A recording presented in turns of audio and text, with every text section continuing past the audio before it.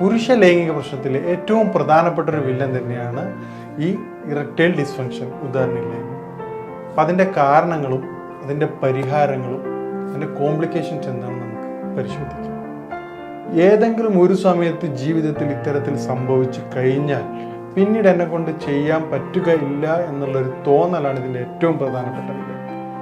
6 essential things, അതായത് ജീവിതത്തിൽ നമ്മൾ നിർബന്ധമായിട്ടും പാലിക്കേണ്ട 6 പ്രധാനപ്പെട്ട കാര്യങ്ങളുണ്ട്.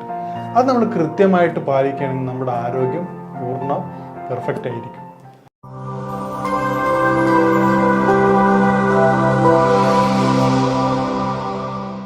നമസ്കാരം, ഞാൻ ഡോക്ടർ മോഹ്സിൻ. ഇന്ന് നമ്മൾ ഡിസ്കസ് ചെയ്യാൻ പോകുന്ന ടോപ്പിക്കാണ് ഉദാഹരണമില്ലായ്മ അഥവാ ഇറക്ടൈൽ ഡിസ്ഫങ്ഷൻ. പുരുഷ ലൈംഗിക പ്രശ്നത്തിലെ ഏറ്റവും പ്രധാനപ്പെട്ട ഒരു വില്ലൻ തന്നെയാണ് ഈ ഇറക്ടൈൽ ഡിസ്ഫങ്ഷൻ, ഉദാഹരണമില്ലായ്മ. അപ്പം അതിൻ്റെ കാരണങ്ങളും അതിൻ്റെ പരിഹാരങ്ങളും അതിൻ്റെ കോംപ്ലിക്കേഷൻസ് എന്താണെന്ന് നമുക്ക് പരിശോധിക്കാം. ഇറക്ടൈൽ ഡിസ്ഫങ്ഷൻ്റെ ഏറ്റവും പ്രധാനപ്പെട്ട കാരണമായിട്ട് ഈ വീഡിയോ ചെയ്യാനുള്ള ഏറ്റവും പ്രധാനപ്പെട്ട കാരണം, ഈ അടുത്ത കാലത്തായിട്ട് ഒരു എഡ്യൂക്കേറ്റഡ് ആയിട്ടുള്ള ഒരു പേഷ്യൻറ്റ്, അദ്ദേഹത്തിൻ്റെ പ്രൊഫഷൻ ടീച്ചറാണ്.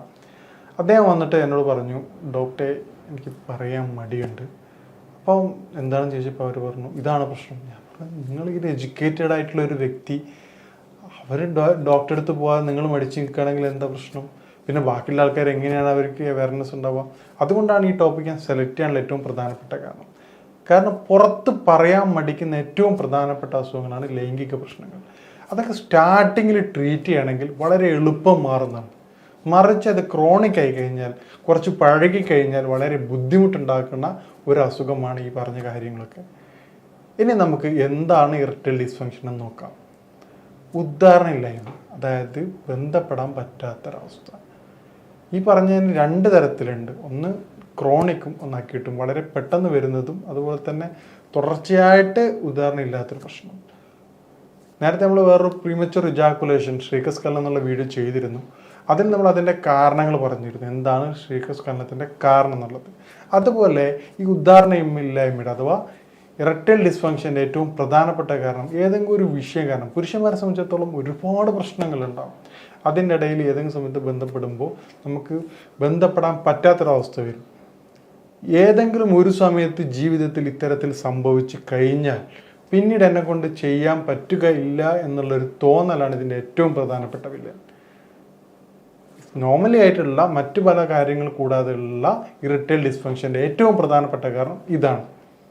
ഒരു പ്രാവശ്യം ജീവിതത്തിൽ നടന്നില്ല എന്ന് വിചാരിച്ച് നമ്മൾ എന്തൊക്കെ കാര്യത്തിൽ ഒരു പ്രാവശ്യം ഡ്രൈവിംഗ് പഠിക്കുകയാണെങ്കിൽ എത്ര പ്രാവശ്യം വണ്ടി ഓഫ് ആവാറുണ്ട്, പിന്നീട് എത്ര സ്പീഡ് പോയിന് ഫൈൻ കിട്ടാറുണ്ട്. അപ്പം അത് എല്ലാ കാര്യത്തിലും നമ്മൾ എന്താണ് വ്യത്യസ്തമായ തരത്തിലാണ് പഠിച്ചുകൊണ്ടിരിക്കുന്നത്. അത് ഒരുപാട് തെറ്റാതെ, ശരിക്കും പറഞ്ഞു കഴിഞ്ഞാൽ പരാജയമാണ് വിജയത്തിൻ്റെ ചവിട്ടുപടി നമ്മൾ പലയിടത്തുനിന്നായിട്ട് മനസ്സിലാക്കിയിട്ടുണ്ട്. അപ്പോൾ തെറ്റാതെ ഒരിക്കലും നമുക്ക് ഒരു കാര്യം സക്സസ് ആയിട്ട് ചെയ്യാൻ പറ്റാറില്ല. അപ്പം ഇത്തരത്തിൽ ഏതെങ്കിലും ഒരു സമയത്ത് നമ്മുടെ പരാജയം സംഭവിച്ചതിന് ശേഷം നമ്മളിതിൽ ചെയ്യാതിരുന്നു കഴിഞ്ഞാൽ പിന്നീട് നമുക്ക് ഒരു കാലത്തും ഇത് ചെയ്യാൻ പറ്റാത്തൊരവസ്ഥയായിട്ട് മാറും. ഇതിൻ്റെ കാരണങ്ങൾ എന്തൊക്കെയാണെന്ന് നോക്കാം. അതിൻ്റെ ഏറ്റവും പ്രധാനപ്പെട്ട കാരണം നമ്മൾ നേരത്തെ പറഞ്ഞ ഈ ഒരു മാനസികമായിട്ടുള്ള ചിന്ത. രണ്ടാമത്തെ കാരണം സഡൻഡറി ലൈഫ് സ്റ്റൈൽ. ഇന്നത്തെ ആവശ്യത്തിലധികം കലോറികൾ കഴിച്ചുകൊണ്ടുള്ള, അല്ലെങ്കിൽ ജങ്ക് ഫുഡുകൾ ഉപയോഗിച്ചിട്ടുള്ള, അല്ലെങ്കിൽ ട്രാൻസ് ഫാറ്റുകൾ ഉപയോഗിച്ചിട്ടുള്ള, ആർട്ടിഫിഷ്യൽ ഷുഗർ കണ്ടന്റ് കൂടുതലായിട്ടുള്ള കോള, പെപ്സി, ഉദാഹരണത്തിന് നൈറ്റ് ഫുഡ് ഉണ്ടാക്കിയ FC വിത്ത് കോള ആയിരിക്കും. രണ്ടിലും ആർട്ടിഫിഷ്യൽ ഷുഗർ ഉണ്ട്. ഇത് ബോഡിയിൽ ഓവറായിട്ട് ഡെപ്പോസിറ്റ് ചെയ്യുന്നതോട് കൂടിയിട്ട് ബോഡിയിലുള്ള ബ്ലഡ് വെസൽസിൻ്റെ സർക്കുലേഷൻ പ്രോപ്പർ ആവാതെ വരികയും പിന്നീട് ഹെവി ആയിട്ട് ഉറക്കം വരിക, അതിനുശേഷം ഫിസിക്കൽ ആക്ടിവിറ്റീസ് വളരെ കുറയുക, ഹൈ കലോറി ഫുഡ് ഒരു 2000 വേണ്ടടുത്ത് 3,000 to 4,000 കഴിക്കുകയും അതിനുശേഷം കിടന്നുറങ്ങുകയും ചെയ്യുക. നൈറ്റ് ലേറ്റായിട്ട്, മോർണിംഗ് വളരെ ലേറ്റായിട്ട് എഴുന്നേൽക്കുക, ഫിസിക്കൽ ആക്ടിവിറ്റീസ് തീരെ ഇല്ലാത്തൊരവസ്ഥ, പിന്നീട് ബോഡിയുടെ മൂവ്മെൻറ്റ്സ് തന്നെ കുറയും. ഇത്തരത്തിലുള്ള ആൾക്കാർക്ക് എല്ലാവിധ പ്രയാസങ്ങളും വരും. ഈവൻ ED മാത്രമല്ല, ഇറക്ടൈൽ ഡിസ്ഫങ്ഷൻ മാത്രമല്ല അവർക്ക് വരിക, അവർക്ക് തൊട്ട് പിന്നാലെ തന്നെ ഡയബറ്റിക് ഉണ്ടാവും, ഹൈപ്പർ ടെൻഷൻ ഉണ്ടാവും, കൊളസ്ട്രോൾ ഉണ്ടാവും. അതിന് എന്തെങ്കിലും പ്രശ്നം വരുമ്പോൾ ചെക്ക് ചെയ്തുകൊണ്ട് മാത്രം കാര്യമില്ല. ഇത്തരത്തിൽ സഡൻഡറി ലൈഫ് സ്റ്റൈലിൽ ജീവിക്കുന്ന വ്യക്തികൾ നിർബന്ധമായിട്ടും ഒരു 3 to 4 months അവർ നോർമലായിട്ടുള്ള ബ്ലഡ് ടെസ്റ്റുകൾ ചെയ്യേണ്ടതാണ്. കാരണം പിന്നീട് ക്രോണിക് ആയിട്ട് അസുഖങ്ങൾ പറയുന്നതിന് പകരം വളരെ എളുപ്പം തന്നെ നമുക്ക് കണ്ടെത്താൻ പറ്റും. ഇതൊക്കെ ഇതിൻ്റെ യാഥാർത്ഥ്യങ്ങളാണ്. ഇന്ന് OP വരുന്ന അല്ലെങ്കിൽ നമ്മളെ കൺസൾട്ട് ചെയ്യുന്ന പേഷ്യൻസിൻ്റെ റേഷ്യോ എടുത്ത് നോക്കുമ്പോൾ പറയുന്ന കാര്യങ്ങളാണിത്. ചില പേഷ്യൻസിനൊക്കെ 26 ഷുഗർ സ്റ്റാർട്ട് ചെയ്യാണ്. പണ്ടൊക്കെ നമ്മൾ കേട്ടിട്ടുണ്ടോ 26 ഷുഗർ? ചില പേഷ്യൻസ് 28 ആയിട്ടുള്ള പേഷ്യൻസ് പറയുകയാണ് ഡോക്ടർ കൊളസ്ട്രോൾ വളരെ അധികമാണ്. കല്യാണം കഴിഞ്ഞ് തൊട്ടടുത്തുള്ള ഡോക്ടർ എനിക്ക് ED ആണെന്ന് പറയാം. ചില പേഷ്യൻസ് ഡോക്ടർ എനിക്ക് പ്രീമച്വർ ഇജാക്കുലേഷൻ ആണ്, ഭയങ്കര ബുദ്ധിമുട്ടാണ്. അതൊക്കെ ഇതിൻ്റെ പണ്ടത്തിനേക്കാൾ ലൈഫ് സ്റ്റൈലാണ് ഇതിൻ്റെ ഏറ്റവും പ്രധാനപ്പെട്ട villain. Sedentary life style. Unani concept അനുസരിച്ച് മറ്റെല്ലാ വീഡിയോയിലും ഞാൻ പറയാറുണ്ട് 6 എസെൻഷ്യൽ തിങ്സ്, അതായത് ജീവിതത്തിൽ നമ്മൾ നിർബന്ധമായിട്ടും പാലിക്കേണ്ട 6 പ്രധാനപ്പെട്ട കാര്യങ്ങളുണ്ട്. അത് നമ്മൾ കൃത്യമായിട്ട് പാലിക്കുകയാണെങ്കിൽ നമ്മുടെ ആരോഗ്യം പൂർണ്ണ പെർഫെക്റ്റ് ആയിരിക്കും. അത് നിങ്ങൾ വിശദമായിട്ട് ആ വീഡിയോയിൽ സെർച്ച് ചെയ്ത് നിങ്ങൾക്ക് അതിൻ്റെ ഡീറ്റെയിൽസ് കിട്ടും. ഇനിയിപ്പോൾ ED ആയിട്ട് ബന്ധപ്പെട്ട മൂന്നാമത്തെ പ്രധാനപ്പെട്ട വില്ലൻ ഡയബറ്റിക് ആണ്. ഒരു 60 to 70 അല്ലെ 60 to 80 എന്ന് പറയും, 80 ഡയബറ്റിക് പേഷ്യൻസിനും ഇപ്പോൾ അല്ല കുറച്ച് കഴിയുമ്പോൾ ED കണ്ടുവരാറുണ്ട്. ഇത്തരത്തിൽ ഈ ഡയബറ്റിക് പേഷ്യൻറ്റ് സ്റ്റാർട്ടിങ് തന്നെ ED ഉണ്ടാകുമ്പോൾ അവർ ഉടനെ ഒരു ഡോക്ടറെ കൺസൾട്ട് ചെയ്യേണ്ടതാണ്. പിന്നീടുള്ളതാണ് യൂറിക് ആസിഡ്. പിന്നെ ED കണ്ടുവരുന്ന എല്ലാ പേഷ്യൻസിലും ഒരു 80 to 90 പേഷ്യൻസിനോട് നമ്മൾ ചെക്ക് ചെയ്ത് കഴിഞ്ഞാൽ, അവർ ഹിസ്റ്ററി എടുത്തു കഴിഞ്ഞാൽ അവർക്ക് അബ്ഡമിനൽ ഡിസ്കംഫർട്ട് നിർബന്ധമായിട്ടുണ്ടാവും. വയറ് സംബന്ധമായ പ്രയാസങ്ങളും ബുദ്ധിമുട്ടും അവർക്ക് കൃത്യമായിട്ടുണ്ടാവും, വളരെ ഗുരുതരമായ രൂപത്തിൽ. അതുപോലെ ശോധനയുടെ കുറവ്.